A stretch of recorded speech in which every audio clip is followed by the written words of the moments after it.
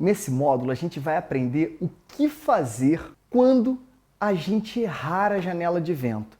Isso para deixar vocês tranquilos em relação ao que foi explicado no módulo passado. Primeiro, eu gostaria de falar para vocês que tudo que vai ser explicado nesse módulo é com condições de ventos ideais com equipamento ideal, ou seja, o vento certo, com o equipamento certo em relação ao seu peso. Isso precisa ficar claro. Toda vez que o kite mudar de uma janela para outra com muita velocidade, o kite vai te fazer muita força. Quando isso acontece, não é uma coisa de supetão. Isso também é muito importante vocês entenderem. A velocidade é como num carro, ela não vai de 0 a 100 em nenhuma fração de tempo. Ela tem uma aceleração. O kite é a mesma coisa. Ele não pega essa velocidade e essa força toda instantaneamente, ou seja, você errou o comando, o kite dá um puxão. Não. Vocês vão perceber que é uma força progressiva. Ela começa, conforme ele vai mudando de janela, vai pegando força, até que tem uma hora que você não consegue segurar e aí o kite te derruba. E o pior, como eu já falei muitas vezes e nem é para falar nesse modo, mas eu vou falar, quando ele está pegando muita força, mudando de janela de vento, o aluno se desespera, o que ele faz? Olha, ele puxa a barra. Aí é que ele duplica essa força e aí muitas vezes é que ele é jogado longe. Então, o que você tem que fazer quando você errar o comando do kite ou o kite se colocar sem você entender o que está acontecendo, nessa situação de começar a virar e trocar rapidamente de janela de vento e você sentir aquela força crescendo em você, a única coisa que você precisa fazer é soltar a barra e nunca puxar a barra. No início do aprendizado, você sempre tem que ter isso na cabeça. Isso aí vai te livrar de 98% dos problemas que podem acontecer com o kite em relação a puxões. O kite começou a te fazer força, solta a barra. Quando você começar a aprender o kite, dorme pensando nisso. Almoça pensando nisso. Vai namorar pensando nisso. O kite me puxou e eu tô vendo que é muita força, eu solto a barra. Tire do seu dicionário, enquanto você estiver aprendendo, puxar a barra. Isso é algo contraintuitivo, porque quando algo te puxa, é normal o ser humano se segurar.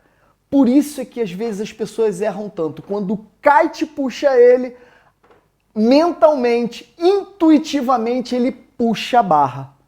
Então, se você já for treinando a sua cabeça agora, antes até mesmo de fazer a sua aula, de que o kite começou a te puxar muito, você solta a barra, pronto, você está livre da maioria dos problemas, já que agora você entende o motivo por que o kite te puxa tanto. O que acontece com a maioria dos alunos é que ele só entende a parte do kite puxar muito ele. Ou seja, quando o kite começa a puxar muito ele, ele vai e solta a barra. Agora, vocês que já entendem essa dinâmica do movimento, além de sentir o kite puxar, você está percebendo visualmente que ele está mudando de janela errada, que ele está mudando de zona de força muito rapidamente. Ou seja, é mais fácil para o seu cérebro entender que você tem que soltar a barra. Quando você vê que ele mudou, que ele vai começar a girar, que não tem jeito, que ele vai mudar de janela de vento, antes até mesmo de você sentir a força dele, como você já sabe o que vai acontecer, você pode soltar a barra. Por isso é tão importante você entender as questões da zona de força. Júnior, e por que soltar a barra?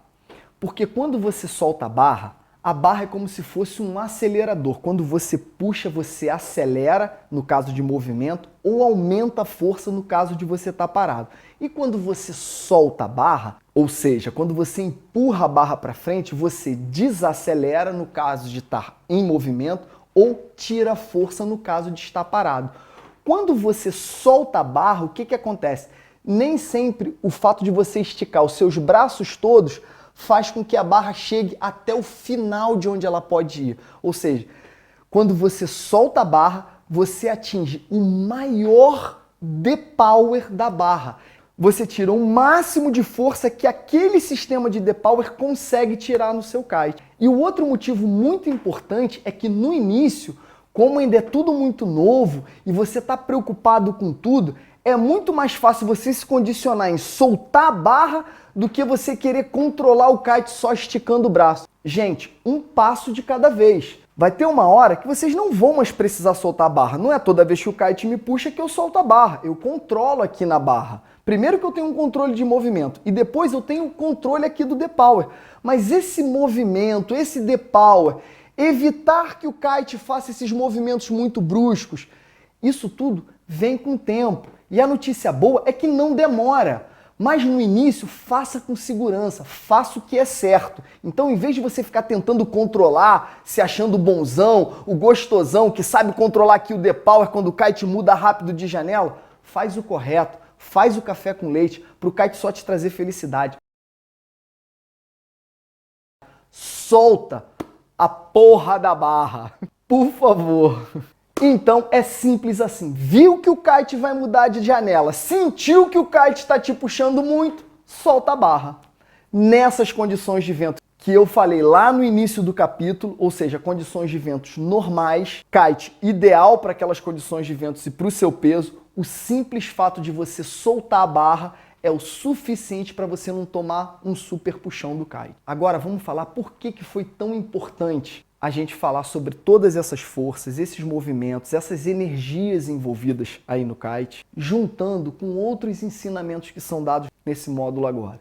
Tenho certeza que você vai entender essa importância agora. Primeiro ensinamento, entenderam por que é tão importante você estarem com o tamanho de kite certo para aquela quantidade de vento na hora da sua aula?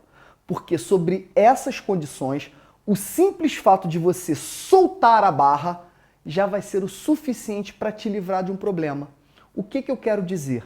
Que se o vento estiver muito mais forte para o kite, ou seja, se você estiver com kite, vamos dizer assim, em over, que é como a gente costuma chamar, um kite mal dimensionado, grande demais para aquele vento na hora da sua aula, o fato de você só soltar a barra não é o suficiente para o kite te derrubar ou, quiçá, até te jogar longe. E esse é o primeiro ensinamento, a importância do tamanho de kite certo, principalmente no início das suas aulas. O segundo ensinamento é para você entender quando eu falo que a sua escola e o seu instrutor devem ter equipamentos para darem as aulas. Quando eu falo ter equipamentos, é ter vários tipos de kite. Não só kites ideais, de modelos ideais com características ideais, mas de vários tamanhos. Por quê?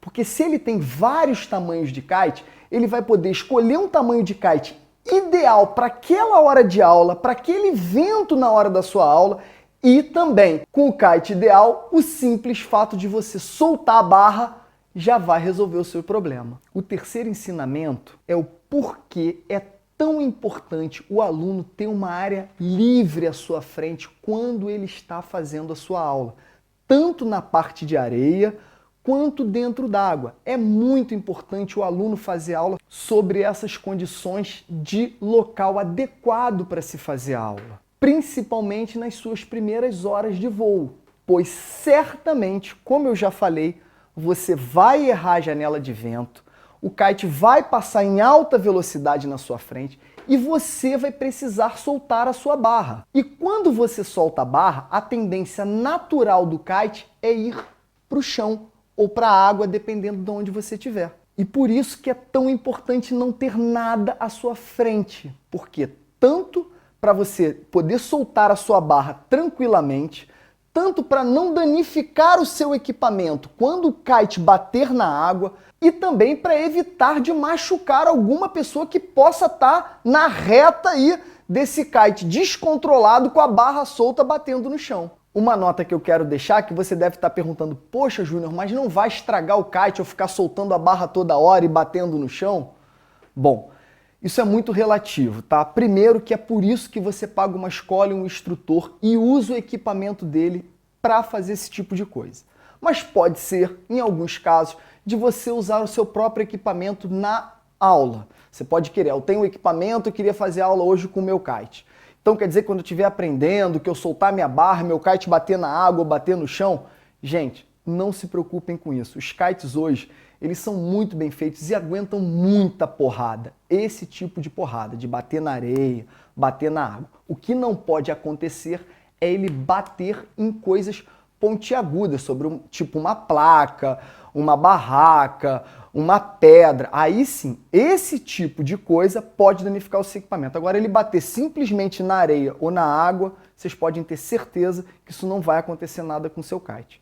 É óbvio que as escolas que passam o tempo inteiro, a vida inteira tomando porrada dos kites, a tendência dos kites é terem uma vida mais curta. Mas no caso do seu equipamento, que vamos dizer assim, vai tomar muito mais porrada só nas suas primeiras horas de voo, esse não tem problema nenhum, pode também usar o seu equipamento e não vai danificar o seu equipamento. Resumindo tudo, eu espero que tenha ficado claro na cabeça de vocês a importância de um equipamento adequado nas suas primeiras horas de voo, de um vento adequado nas suas primeiras horas de voo e de um local adequado nas suas primeiras horas de voo. Espero que vocês tenham compreendido como essas informações são importantes e também entendendo que com essas informações o seu velejo fica muito mais seguro. Quando você quebra essas regras, você começa a correr riscos desnecessários. Mas, Júnior, eu tenho uma pergunta para você. Tudo bem, eu comecei a fazer ali a minha aula com o equipamento certo, com o vento certo, com uma área à minha frente certa, tudo legalzinho. Só que como a minha aula tinha um pouco mais de 1 hora, nesse intervalo de tempo o vento aumentou muito e eu não percebi e continuei treinando. O que vai acontecer se eu com vento acima da velocidade ideal para o meu kite? O que vai acontecer se eu errar esse comando ou o kite passar de uma janela para outra muito rápido? Nesse caso, é muito provável que só o fato de você soltar a barra não seja o suficiente para o kite não te derrubar. E sob essas condições, além de soltar a barra, você tem que ejetar o kite. Qual é o mindset? Errou o kite, soltou a barra e continuou fazendo muita força, mete a mão e ejeta o kite. Na hora, já tem que estar condicionado a isso também a sua cabeça. O vento também não vai aumentar de 1 hora para outra. Então você já vai perceber que o kite está fazendo muita força. Errou a janela de vento, já solta a barra, mete a mão e desconecta. Nesse caso, a barra não é o suficiente para o kite não te puxar. Mas, mais uma vez, para encerrar esse capítulo, não veleje em condições erradas, principalmente nas suas primeiras horas de voo.